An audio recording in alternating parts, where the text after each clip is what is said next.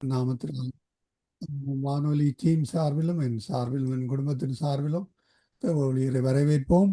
பெண்களுக்கான வார்பலுக்கான ஆலோசனை நேரத்திலே இணைந்திருக்கிற ஊழியரை பரிசுத்தாவியானவர் தாமே நிரப்பி ஆசீர்வதித்து வழிநடத்துவாராக. வார்த்தைகள் புறப்பட்டு செல்லுகின்ற பொழுதும் கர்த்தர் தாமே இந்த வார்த்தைகளுக்கூடாக ஒருவரோடும் வழிநடத்துவாராக. தேவ ஊழியரையும் குடும்பத்தாரையும் வாழ்த்துவோம், ஆசீர்வதிப்போம். விசேடமாக கணவனாரையும் மகன் யோகேல் அவர்களையும் கர்த்தர் தாமே ஆசீர்வதித்து வழிநடத்துவாராக. குடும்ப காரியங்கள், ஊழிய காரியங்கள், மனதின் வாஞ்சைகள், தேவைகள் ஒவ்வொன்றையும் சகோதரிக்கு நிறைவேற்றி கொடுப்பாராக. இந்த வேளையிலும் அவரிடம் ஒப்படைப்போம், அவர் வழி நடத்துவார். பிரைசலோடமா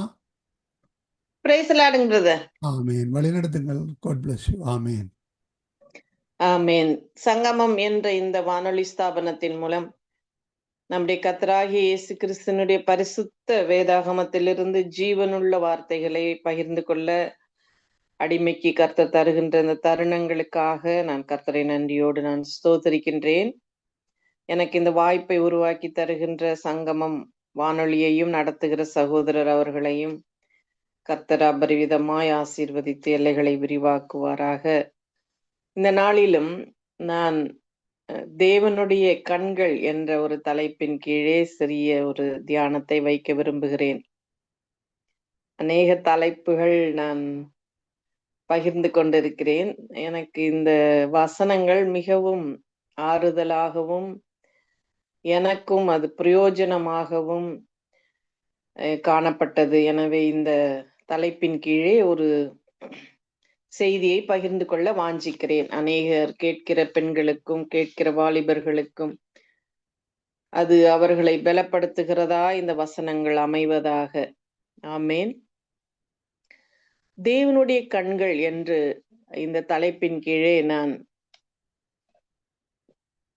அநேக வசனங்களை நான் பார்த்தேன். ஆனால் அநேக வசனங்கள் நாம் பகிர்ந்து கொள்வதற்கு நமக்கு நேரங்கள் போதாது. அநேக வசனங்கள் இருக்கிறது வேதாகமத்திலே.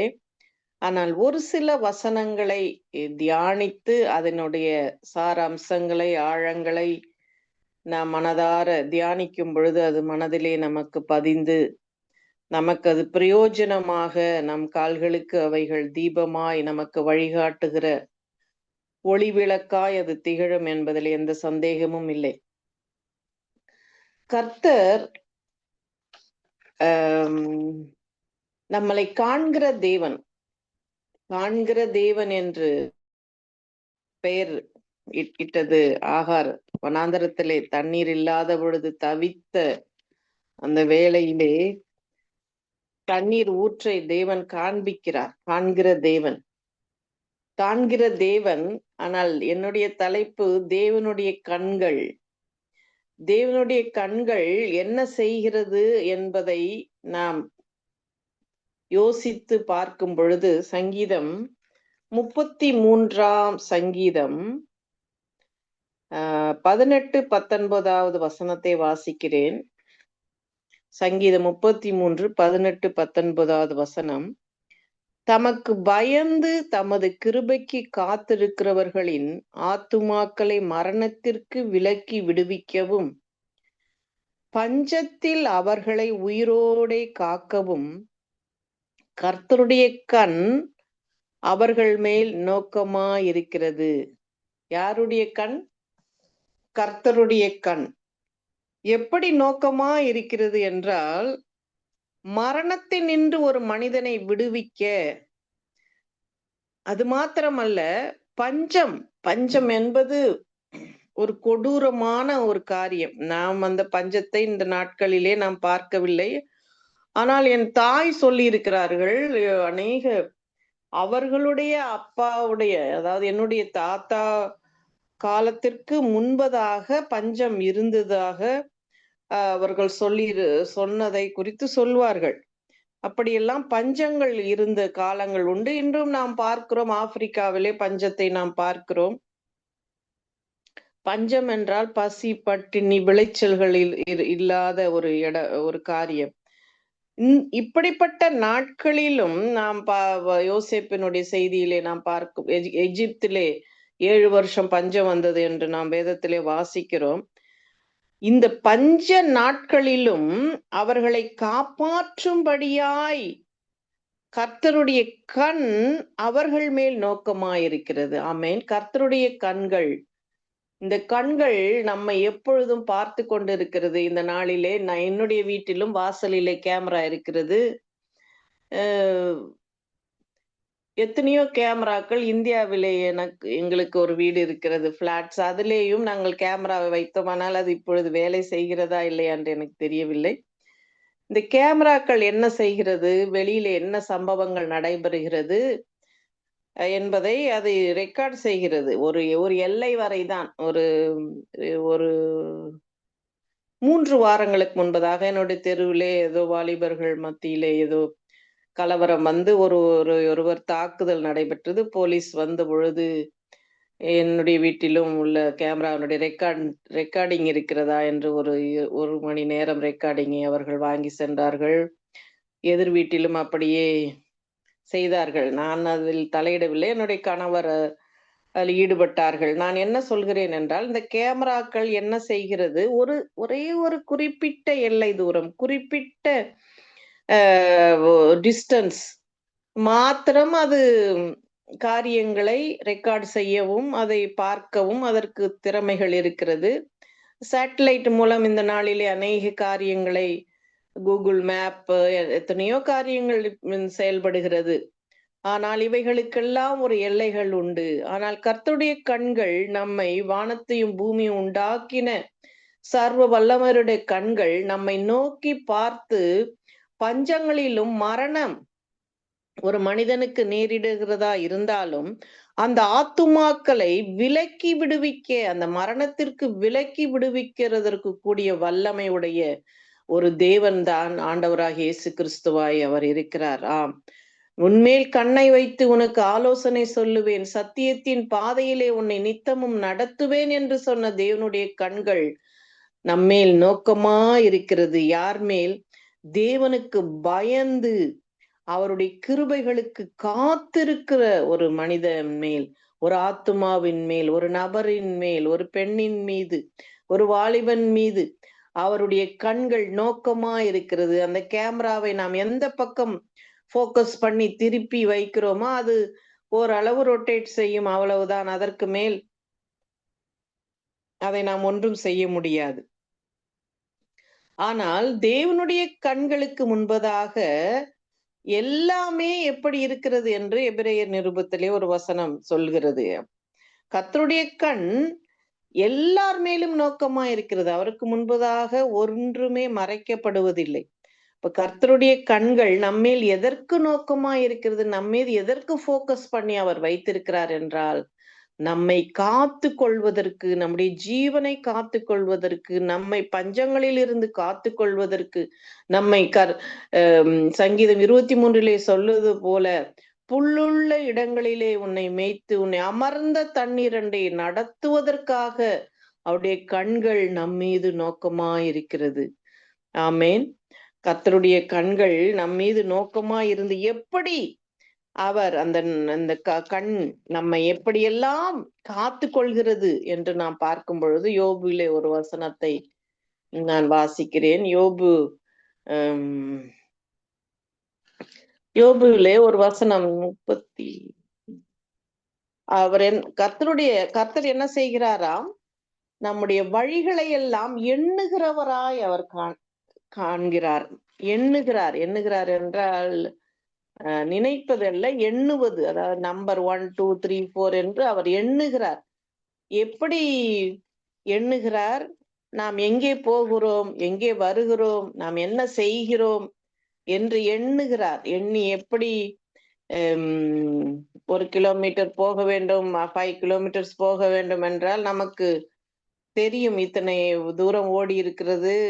எல்லாவற்றையும் நாம் காரிலே பார்க்கக்கூடியதா இந்த நாளிலே காணப்படுகிறது.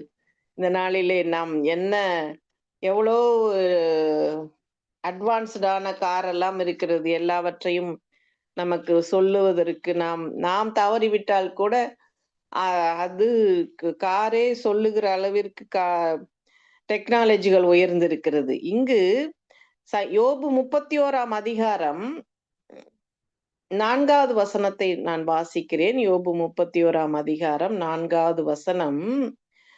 அவர் என் வழிகளை பார்த்து என் நடைகளை எல்லாம் எண்ணுகிறார் அல்லவோ. எண்ணுகிறார் என்றால் இந்த எண்ணிக்கை, எத்தனை முறை நாம் நடந்தேன் என்று அவர் எண்ணுகிறார். எங்கே நடந்தேன், என்ன செய்தேன், யாரை பார்க்க போனேன், எங்கே நடந்தேன் என்று அவர் எண்ணி வைத்திருக்கிறார். அப்படியாக தேவன் நம்மை பார்க்கிறார். அப்படி யோபு அதற்கு முன்னே உள்ள வசனங்களிலே தன்னுடைய நியாயத்தை அங்கு சொல்லுகிறார். அதாவது நான் வேறொரு பெண்ணோடு என்னுடைய மனது போனதில்லை என்பதையும், தான் மிகவும் சரியான கர்த்தரோடு உள்ள அந்த உடன்படிக்கையிலே நான் சரியாக இருக்கிறேன் என்பதையும் சொல்லி, கர்த்தர் எனக்கு சர்வ வல்லவராய் இருந்து அவருடைய சுதந்திரத்திலே எனக்கு பங்கு கிடைக்குமோ என்று சொல்லி அவர் கர்த்தரை போற்றி சொல்லி என்ன சொல்கிறார், அவர் என் வழிகளை எல்லாம் பார்த்து, எல்லா வழிகளையும் பார்க்கிறார். ஒரு கேமரா இருக்கிறது, நமக்கு ஒரு 6 மணி நேரத்துக்கு முன்பதாய் தெருவில் என்ன நடந்தது என்று நமக்கு தெரியாது. ஆனால் போலீஸ் வந்து அவர்கள் கேட்கும் பொழுது 1.5 மணி நேரத்துக்குரிய ரெக்கார்டிங் முழுவதுமாய் கேட்டு வாங்கி கொண்டார்கள். அப்படியானால் அதற்கு முன்பு அங்கு யார் நடந்தார்கள், என்ன நடந்தது, என்ன சம்பவம், யார் எந்த வழியே போனார்கள் என்பதை அவர்கள் நிதானித்து அவதானிக்கிறதற்கு, கண்டு அறிவதற்கு அவர்கள் அப்படியா எடுக்கிறார்கள். இந்த வசனத்திலே நாம் பார்க்கும் பொழுது தேவன் பார்த்து கொண்டிருக்கிறார்.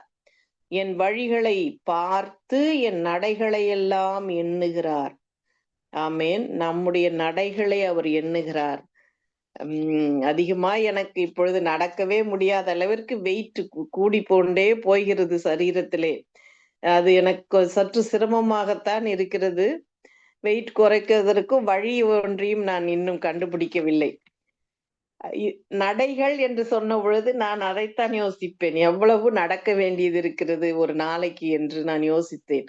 ஆனால் இது அந்த நடை அல்ல. நாம் நடமாடுகிற நடைகளை குறித்து இந்த இடத்திலே சொல்லப்படவில்லை. இந்த இடத்திலே என்னத்தை அவர் சொல்லுகிறார் யோபு என்றால், என்னுடைய நடைகள் நான் சரியான பாதையில் தான் நடக்கிறேனா என்பதை, அதாவது ஒரு தவறான காரியத்தை செய்வதற்கு, ஒரு விபச்சாரம், வேசித்தனம், பாவம், அசுத்தம் போன்ற காரியங்களை செய்வதற்கு என்னுடைய நடைகள், என்னுடைய வழிகள் செல்லவில்லை.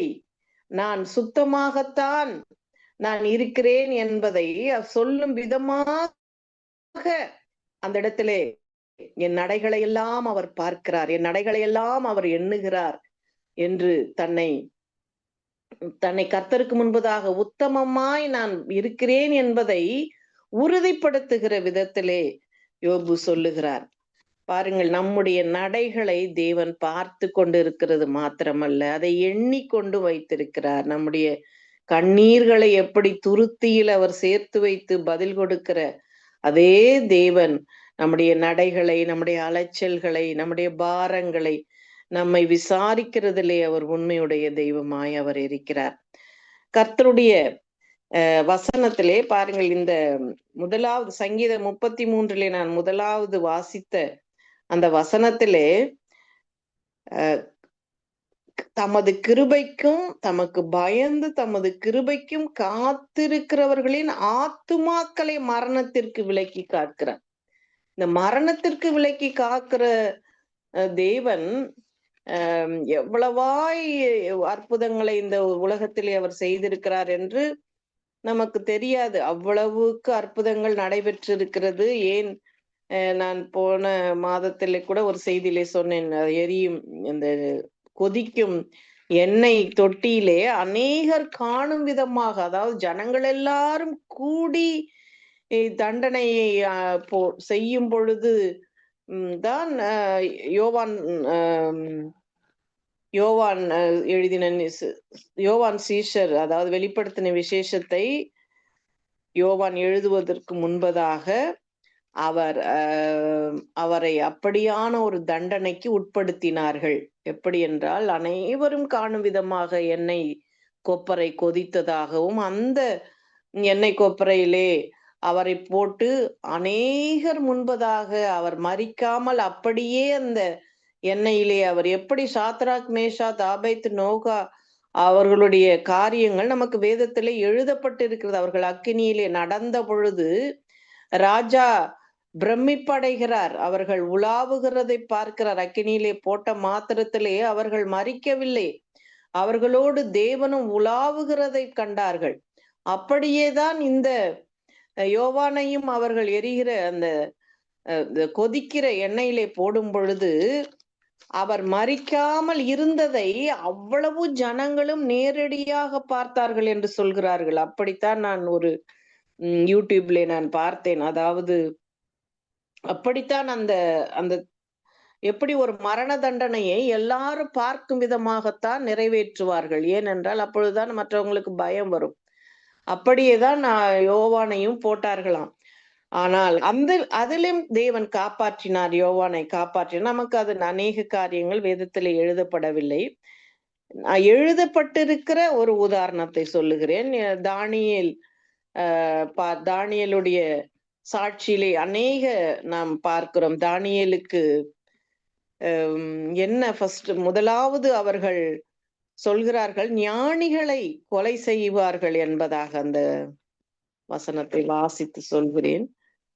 கொலைக்கு நியமிக்கப்படுகிறார்கள். ஞானிகள் எல்லாருமே கொலை செய்யப்பட போகிறார்கள். ஏனென்றால் அந்த சொப்பனத்தையும் சொல்ல வேண்டும், சொப்பனத்தின் அர்த்தத்தையும் சொல்லக்கூடிய ஞானிகளை நீ கொண்டு வா. அப்படி நீ கொண்டு வராவிட்டால் எல்லாருமே கொலை செய்யப்பட வேண்டும் என்ற கட்டளை வெளிப்பட்ட போது வாசிக்கிறேன். தானியேல் 2ஆம் அதிகாரம் 13வது வசனம் 12 வாசிக்கிறேன். இதன் நிமித்தம் ராஜா மகா கோபமும் உக்கிரமும் கொண்டு பாபிலோனில் இருக்கிற எல்லா ஞானிகளையும் கொலை செய்யும்படி கட்டளையிட்டான்.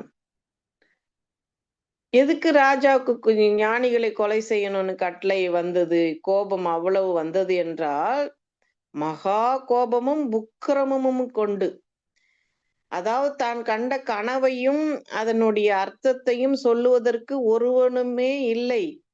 அப்படி என்றால் எதற்கு இந்த ஞானிகள் இருக்க வேண்டும்? அவர்கள் எல்லாம் மரிக்கட்டும் என்று சொல்லுகிற அவ்வளவு ஒரு கோபமுடைய ஒரு ராஜாவாக அவர் இருந்திருக்கிறார். ஆனால் மறைபொருளை வெளிப்படுத்தும் தேவன், அடுத்த வசனத்தை வாசிக்கிறேன். தானியேல் 2:13. ஞானிகளை கொலை செய்ய வேண்டும் என்கிற கட்டளை வெளிப்பட்ட பொழுது தானியேலையும் அவன் தோழரையும் கொலை செய்ய தேடினார்கள். ஏனென்றால் தானியேல் அங்கு ஒரு ஞானியாக அங்கு அவர் இருக்கிறார். அவர்கள் தோழர்களும் அங்கு அவர்கள் அநேக திறமையான கல்வி போதிக்க, 1வது அதிகாரத்திலே நாம் பார்க்கிறோம். அவர்கள் யூதாவின் பட்டணத்திலிருந்து அவர்கள் பிடித்து வந்து அவர்களுக்கு நல்ல கல்விகளை அவர்கள் கற்றுக் கொடுத்து சகல விதமான நல்ல உணவுகளையும் கொடுத்து அவர்களின் முன்பே அவர்கள் நல்ல நிபுணர்களும் அழகு வாய்ந்தவர்களும் ஞானிகளையும் தான் அவர்கள் தெரிந்து கொண்டு வந்தார் என்று பார்க்கிறோம். இங்கு வந்த இடத்திலே இப்படிப்பட்ட ஒரு காரியத்தை வெளிப்படுத்த திறமையில்லாத அனைவரையும் கொலை செய்யும் வேண்டும் என்று சொன்ன அந்த நாளிலே கர்த்தர் அந்த இடத்திலே இந்த வசனத்தின்படி தமக்கு பயந்து தமது கிருபைகளுக்கு காத்திருக்கிறவர்களின் ஆத்துமாக்களை மரணத்திற்கு விடுவிக்க கர்த்தர் உண்மையுடையவராயிருந்தார் என்று அந்த தானியேலிலே நாம் பார்க்கிறோம். எப்படி உடனடியாய் தானியேல் அந்த சட்டத்தையும் அந்த காரியத்தையும் கேள்விப்பட்டவுடன் தன்னுடைய தோழர்களை அவர் அழைத்து அவர்களோடு சேர்ந்து அவர் செய்த ஒரே காரியம் தேவனை நோக்கி ஜெபித்தது. பாருங்கள், கர்த்தருடைய கண்கள் எப்படி இருக்கிறது? அவருடைய கண் அவர்கள் மேல் நோக்கமாய் இருக்கிறது. நான் ஜூமிலே பேசி கொண்டிருக்கிறேன். நான் வீடியோ கேமராவை ஆன் செய்தால் நீங்கள் என்னை பார்க்க முடியும். ஏனென்றால் அந்த கேமரா என்ன செய்கிறது, நம்மை ஃபோக்கஸ் பண்ணி நம்முடைய உருவத்தை காண்பிக்கக்கூடிய அதற்கு கேமராவுக்கு தன்மைகள் இருக்கிறது. அப்படியே தேவனும் நீதிமானாய் ஒரு மனிதன் இருக்கும் பொழுது அந்த நீதிமான் மீது அவருடைய கண்கள் நோக்கமா இருக்கிறது. நோக்கம் என்றால் ஃபோக்கஸ் பண்ணி அந்த அந்த பக்கம் எந்த பகுதியிலே நீதிமான்கள் இருக்கிறார்கள், அவர்கள் என்ன சொல்லுகிறார்கள், அவருடைய விண்ணப்பம் என்ன, அவர்களுடைய கூக்குரல் என்ன, அவர்களுடைய காரியம் என்ன என்று அவர்களை நோக்கி கொண்டு இருக்கிறது கர்த்தருடைய கண்கள். ஆமேன். எவ்வளவு பெரிய சிலாக்கியம், பாக்கியம் உள்ளவர்களாய் நாம் காணப்படுகிறோம். அப்படியே கர்த்தருடைய கண்கள் தானியேலுடைய ஜபத்திற்கு நோக்கமா இருந்தது. எப்படி பாருங்கள், அந்த வசனத்திலே நாம் பார்க்கும் பொழுது மறைபொருள்களை வெளிப்படுத்துகிற பரலோகத்தில் இருக்கிற தேவன் கடைசி நாட்களில் சம்பவிப்பதை ராஜாவாகிய நெபுகாத் நேசருக்கு தெரிவித்திருக்கிறார் என்று சொல்லுகிறார். அதாவது மறைபொருள்களை வெளிப்படுத்துகிற தேவன் யார்? அவர்தான் நம்மை காண்கிற தேவன். அவருடைய கண்கள் தான் நம் மீது நோக்கமா இருக்கிறது. அவர் ஜெபித்த பொழுது கர்த்தர் மறைபொருள்களை வெளிப்படுத்துவது தேவனுக்குரியது, அது பரலோகத்தின் தேவனுக்குரியது என்பதை அறிந்தார் தானியேல். எனவேதான் கர்த்தருக்கு பயப்படுவதே ஞானத்தின் ஆரம்பம் என்று சொன்ன அதே வேதாகமம் நமக்கு இந்த ஞானத்தையும் வல்லமையும் அநேக ஜெபிக்கிறவர்களுக்கும் கர்த்தர் நீதிமான்களுக்கும் இந்த வேதத்திலே அவர் கொடுத்திருக்கிறார்.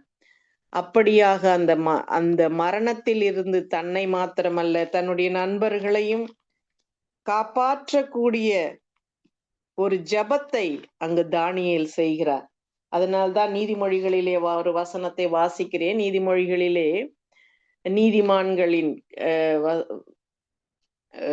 எப்படியாய் கர்த்தருடைய கண்கள் நீதிமான்கள் மேல் நோக்கமா இருக்கிறது என்று சங்கீதத்திலும் இருக்கிறது. சங்கீதம் 34ஆம் அதிகாரம் 15வது வசனத்திலே கர்த்தருடைய கண்கள் நீதிமான்கள் மேல் நோக்கமா இருக்கிறது, அவருடைய செவிகள் அவர்களுடைய கூக்குரலுக்கு திறந்து இருக்கிறது.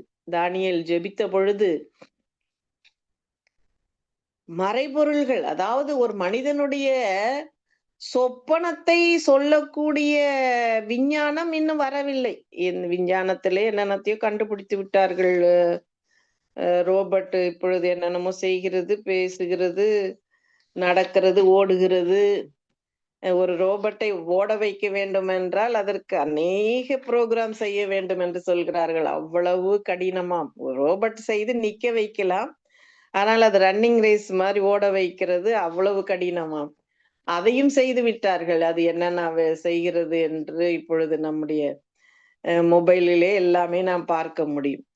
ஆனால் இந்த வசனத்திலே கர்த்தருடைய கண்கள், அவருடைய கண்கள் எந்த நீதிமான்கள் மேல் நோக்கமா இருக்கிறது என்றால், நீ கூப்பிடு, நீ அறியாதது உனக்கு எட்டாதுமான காரியங்களை நான் உனக்கு அறிவிப்பேன் என்று சொல்லுகிற தேவனுடைய கண்கள் நம்ம மேல் நோக்கமாயிருந்து தானியேலுடைய கூக்குரலுக்கும் ஜெபத்துக்கும் திறந்திருந்தது. எப்படி ஒரு மனிதனுடைய சொப்பனத்தையும் சொல்லக்கூடிய அளவிற்கு காரியங்களை வெளிப்படுத்தக்கூடிய வல்லமையுடைய தேவாதி தேவன், அவருடைய வல்லமை சர்வ வல்லமை உடையவராய் அவர் காணப்படுகிறார். ஆமென்.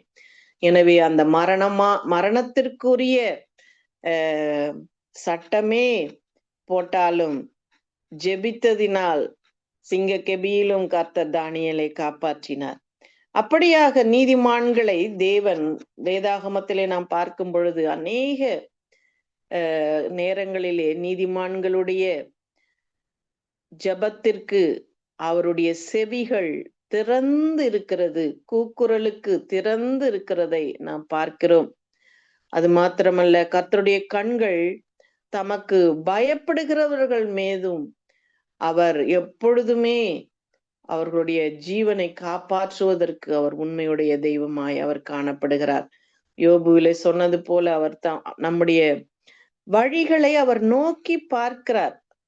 நாம் எப்படி நடக்க வேண்டும், என்ன செய்கிறோம், எங்கு போகிறோம், மனிதர்களை நம்பி ஓடுகிறோமா அல்லது கர்த்தரை நம்பி இருக்கிறோமா என்றெல்லாம் அவர் காண்கிற ஒரு தெய்வமாய் இருக்கிறார். அடுத்ததாக அந்த சங்கீதம் 33ஆம் சங்கீதத்திலே அடுத்த ஒரு வசனத்தை வாசிக்கிறேன். பஞ்சத்தில் அவர்களை உயிரோடு காக்கவும் என்று வாசித்தோம். பஞ்சம் பஞ்சம் என்றவுடன் எனக்கு ஞாபகம் வருவது முதலாவது ரூத்தை தான் நான் யோசித்தேன். ரூத் புத்தகத்திலே நாம் பார்க்கிறோம். ரூத் என்ன செய்கிறார்கள்? அவர்கள் பெத்லகேமிலே அந்த நாட்களிலே பஞ்சம் இருந்ததா? பஞ்சம் இருந்ததனால் அவர்கள் அந்த மோவாப் தேசத்திற்கு கடந்து போனார்கள். கர்த்தருடைய சமூகத்திலே நமக்கு சில சமயங்கள் காரியங்களிலே கஷ்டங்கள் நமக்கு வரக்கூடும். அதற்காக நாம் இந்த உலகத்திற்கு ஓடிவிடக்கூடாது. இந்த மோவாப் என்கிற தேசம் இந்த உலகத்தை நமக்கு காண்பிக்கிறது. பெத்லகேம் என்பது அப்பத்தின் வீடு.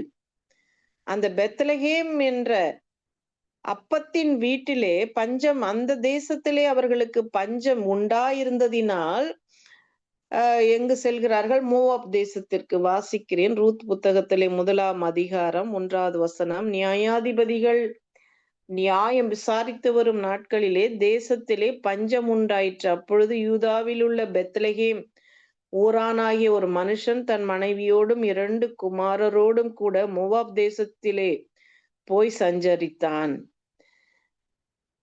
அவர் எலிமெலேக்கு, அந்த மனுஷன் பெயர் எலிமெலேக்கு. எலிமெலேக்கினுடைய மனைவியின் பெயர் தான் நகோமி. நகோமிக்கு 2 மகன்கள். 2 மகன்களும் அங்கு தேசத்திலே சென்று அங்கே அவர்கள் திருமணம் முடிக்கிறார்கள். திருமணம் முடித்தும் கொள்ளை நோய் வந்ததோ என்ன காரியமோ நாம் அறியோம். ஆனால் ஆண்கள் அனைவருமே இறந்து விட்டார்கள். ஒரே ஒரு 3 பெண்களும் உயிரோடு இருக்கிற யுத்தத்தினாலோ என்ன காரியம் நமக்கு எழுதப்படவில்லை. ஆனால் அந்த நாட்களிலே எப்படிப்பட்ட வேதாகமம் இருந்தது, அல்லது எப்படிப்பட்ட ஒரு ஆவிக்குரிய வாழ்க்கைக்கு இந்த நாட்களிலே நமக்கு ஆவிக்குரிய தேவ பக்திக்குரிய எல்லா காரியங்களும் இருக்கிறது. வேத புத்தகம் இருக்கிறது, மொபைல் இருக்கிறது, டிவி இருக்கிறது, சர்ச் இருக்கிறது, சபை இருக்கிறது. ரூத் வாழ்ந்த நாட்களிலே அப்படி காரியங்கள் இல்லை. அந்த ரூத்துக்கு இருந்த ஒரே ஒரு விசுவாசத்திற்கு ஒரு முன்மாதிரி நகோமி மாத்திரம்தான். அவர்களை பார்த்து அந்த பெண் என்னென்ன காரியத்தை கற்றுக்கொண்டார்கள் என்று நமக்கு தெரியாது. ஆனால் அவர்களுடைய அந்த வாய் அறிக்கையை தேவன் பார்க்கிறார். கர்த்தருடைய கண்கள் யார் மேல் நோக்கமா இருக்கிறது என்றால் நம்முடைய நடைகள், நம்மளுடைய செய்கைகள், நம்முடைய சுவாபங்கள், நம்முடைய சிந்தனைகள் அனைத்தையுமே, நம்முடைய அறிக்கைகள் அனைத்தையுமே காண்கிற ஒரு தேவனாய் அவர் காணப்படுகிறார். ரூத் 1ஆம் அதிகாரம் 16வது வசனத்தை வாசிக்கிறேன். அதற்கு ரூத், நான் உம்மை பின்பற்றாமல் உம்மை விட்டு திரும்பி போவதை குறித்து என்னோட பேச வேண்டாம்.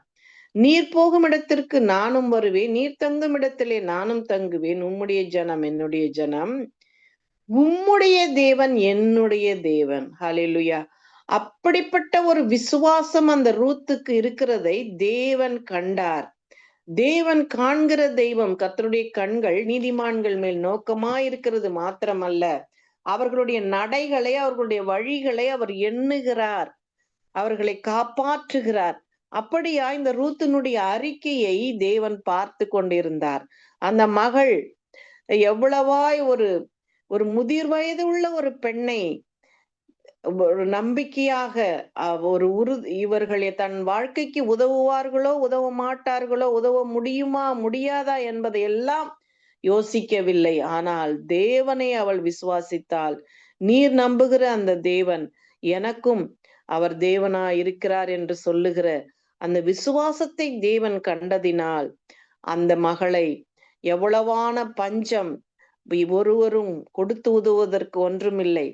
வேலைக்காரிகள் அறுவடையிலே அறுக்கும் பொழுது அவர்கள் சிந்துகிறதை பொறுக்குகிற வேலையைத்தான் ரூத் செய்து கொண்டிருந்தார்களாம். அப்படி என்றால் எவ்வளவு கடினம் அவர்களுடைய வாழ்வாதாரம் இருந்திருக்கும். ஆனால் தேவன் அந்த சிறுமையான அந்த வேலையாக இருந்தாலும் கர்த்தர் உயர்த்தி ஒரு எஜமாட்டியாய் வைக்கக்கூடிய அளவிற்கு தேவன் செய்கைகளே பலத்த வல்லமையாய், யோசனையிலே பெரியவராய், செயல்களிலே மகத்துவம் நிறைந்தவராய் அவர் காணப்பட்டார். ஏனென்றால் கர்த்தருக்கு பயந்து அவருடைய கிருபைக்கு காத்திருக்கிறவர்கள் மேல் அவருடைய கண்கள் நோக்கமாயிருக்கிறது, அவர்களை பார்த்து கொண்டே இருக்கிறது. நம்மையும் அவர் பார்த்து கொண்டே இருக்கிறார். நம்முடைய தேவைகள், நம்முடைய வாஞ்சைகள், நம்முடைய விருப்பங்கள், நம்முடைய ஏக்கங்கள், எண்ணங்கள், எதிர்பார்ப்புகளை அவர் உண்மையாய் செய்ய அவர் காத்து கொண்டிருக்கிறார். ஏனென்றால் அவர் நீதிமான்கள் மீது அவருடைய கண்கள் நோக்கமாயிருக்கிறது. அந்த ரூத்தை அவர் அப்படி ஆசீர்வதித்தது மாத்திரமல்ல, அந்த சந்ததியிலே தானே தாவீதையே உண்டாக்கினார். பாருங்கள், ராஜாக்களை உண்டாக்கக்கூடிய அளவிற்கு, ஒரு சந்ததியை உண்டாக்கக்கூடிய அளவிற்கு அவர் கொண்டு வந்திருக்கிறார். அப்படிப்பட்ட ஒரு வல்லமையுடைய தெய்வம் நம்முடைய தெய்வம். அது மாத்திரமல்ல, இன்னும் கர்த்தருடைய கண்கள் குறித்து சில வசனங்களை நான் வாசிக்கிறேன். சங்கீதத்திலே நீதிமொழிகளிலே உள்ள வசனத்தை பாருங்கள். நீதிமொழிகள் 15ஆம் அதிகாரம் 3வது வசனம். கர்த்தருடைய கண்கள் எவ்விடத்திலும் இருக்கின்றன, அவைகள் பொல்லாரையும் நல்லாரையும் நோக்கி கொண்டிருக்கின்றன. கர்த்தருடைய கண்கள் எல்லா இடத்திலும் இருக்கிறது. எப்படியெல்லாம் இருக்கிறது? அது சிறைச்சாலையிலும் இருக்கிறது, அது அரண்மனையிலும் இருக்கிறது. கர்த்தருடைய கண்கள் எவ்விடத்திலும் இருக்கிறது. யோசேப்பினுடைய வாழ்க்கையிலே நாம் பார்க்கும் பொழுது, ஒரு நீதிமானாய் ஒரு மனிதன் வாழும் பொழுது அவர்கள் மீது நோக்கம், சங்கீதம் 34:15 நாம் வாசித்தோம், கர்த்தருடைய கண்கள் நீதிமான்கள் மேல் நோக்கமாயிருக்கிறது. நோக்கம் என்றால் போக்கஸ். அந்த கேமரா கூட நம்ம ஒரு போட்டோ எடுக்கும்போது என்ன செய்யணும்? கரெக்டா போக்கஸ் பண்ணாதான் கரெக்டான ஒரு பிம்பம் நமக்கு கிடைக்கும், கரெக்டான ஒரு படம் நமக்கு கிடைக்கும். அப்படியாய் தேவன் நீதிமான்கள் மீது அவர் நோக்கமாயிருக்கிறார். யோசேப்புக்கு கிடைத்த காரியங்கள் அனைத்தும் அநீதியாக, அக்கிரமமாக, அநியாயமாக அவர் சகோதரர்களால் அவர் கைவிடப்பட்டார், விற்கப்பட்டார், சிறைச்சாலைக்கு மறுபடியும் நல்ல ஒரு வேலையிலே போய் போர்த்திபாவின் வீட்டிலே இருந்தார்.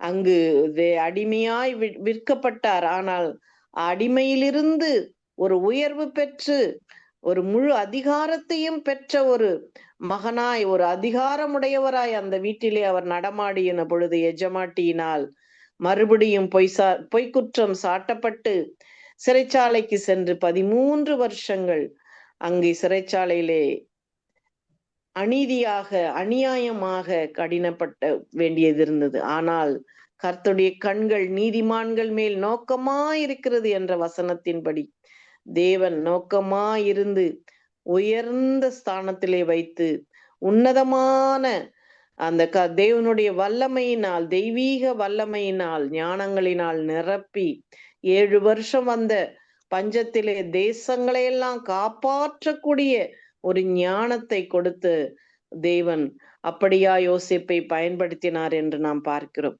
எனவே நம்முடைய வழிகளை அவர் நோக்கி பார்க்கிறார், நம்முடைய வழிகளை எல்லாம் அவர் எண்ணுகிறார். அவர் ஒரு நாளும் நீதிமான்கள் கைவிடுவதே இல்லை. நீதிமான்களுக்கு அவருடைய கண்கள் திறந்திருக்கிறது, அவருடைய செவிகள் திறந்திருக்கிறது. நம்முடைய கூக்குரலுக்கு அவர் நம்மை பார்த்து கொண்டே இருக்கிறார். நீதிமானாய் நாம் வாழ்வதற்கு இந்த உலகத்திலே காணப்படுகின்ற பாவ இச்சைகளை நாம் உதறி தள்ளிவிட்டு பரிசுத்த வாழ்க்கை வாழும் பொழுதுதான் ஒரு மனிதன் நீதிமானாய் வாழ முடியும். ஆண்டவராகிய இயேசு கிறிஸ்துவினுடைய அந்த சிலுவை மரணத்தினுடைய, அது என்னுடைய பாவத்துக்காக அவர் மரித்தார் என்பதை ஒரு மனிதன் மனதார ஏற்றுக்கொள்ளும் பொழுதுதான் அவன் நீதிமானாய் வாழ்கிறான். ரோமர் 3:22 ஆண்டவரை பற்றி விசுவாசத்தினாலே தேவனுடைய நீதி ஒரு மனிதன் மீது பலிக்கிறது. அது வித்தியாசம் இல்லை, வித்தியாசம் இல்லை, வித்தியாசமே இல்லை என்று அந்த வசனம் உறுதியாய் கூறுகிறது. எனவே நாம் ஒவ்வொருவரும் நீதிமான்களாயிருந்து, நம்மீது தேவன் நோக்கமாயிருந்து, நம்மை தேவன் நம்முடைய காரியங்களுக்கு அவருடைய கண்கள் பார்த்து நம்முடைய அவருடைய செவிகள் நம்முடைய கூக்குரலுக்கு பதிலை அனுப்பும்படியாய் நாம் ஜீவிக்க வேண்டும். கண்களை மூடி கர்த்தரை நோக்கி நாம் பார்ப்போமா? ஸ்தோத்திரம் தகப்பனே, இந்த வேலைக்காக நாங்கள் நன்றியோடு நாங்கள் உம்மை ஸ்தோத்தரிக்கிறோம், உம்மை துதிக்கிறோம் அப்பா. உம்முடைய பார்வைக்கு மறைவானது ஒன்றுமில்லை தகப்பனே. எபிரேயரிலே அப்பா எல்லாம் உமக்கு முன்பதாக நிர்வாணமாயிருக்கிறது என்று போடப்பட்டிருக்கிறது, வெளியரங்கமாயிருக்கிறது என்று போடப்பட்டிருக்கிறது. ஏசப்பா, உமக்கு மறைவானது ஒன்றுமே இல்லை தகப்பனே. நீர் சொல்ல ஆகும், நீர் கட்டளையிட நிற்கும் மகா வல்லமையும் இரக்கமும் நிறைந்தவரை உம்மை ஸ்தோத்தரிக்கிறோம். உம்முடைய கண்களுக்கு மறைவாய் நாங்கள் வாழவில்லை அப்பா.